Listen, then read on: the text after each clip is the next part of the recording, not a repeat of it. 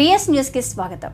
వికారాబాద్ జిల్లా ఎస్పీ నారాయణ రెడ్డి ఆదేశాల మేరకు జిల్లా task force in-charge inspector Anjaneyulu ఆధ్వర్యంలో జిల్లాలోని నవాబ్పేట్, బషీరాబాద్ పోలీస్ స్టేషన్లో వారి పరిధిలో పేకాట స్థావరాలపై జిల్లా టాస్క్ ఫోర్స్ అధికారులు దాడులు నిర్వహించి జిల్లా వ్యాప్తంగా మొత్తం 2 పేకాట కేసులు నమోదు చేసి 25 మందిని అదుపులోకి తీసుకుని వారి వద్ద నుండి 3,81,830 రూపాయల నగదు, 27 సెల్ ఫోన్స్ సీజ్ చేశారు.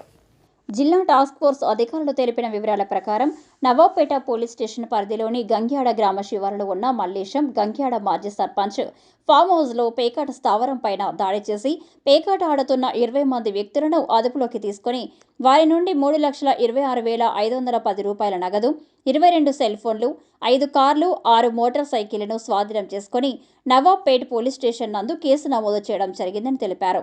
అలాగే బషీరాబాద్ పోలీస్ స్టేషన్ పరిధిలోని బషీరాబాద్ మండలం నావల్గా గ్రామంలో జిల్లా టాస్క్ ఫోర్స్ బృందం పేకాట స్థావరం పైన దాడులు నిర్వహించి పేకాట ఆడుతున్న 5 వ్యక్తులను పట్టుకొని వారి నుండి 55,320 రూపాయల నగదు, 5 సెల్ ఫోన్లను స్వాధీనం చేసుకోవడం జరిగిందని అన్నారు.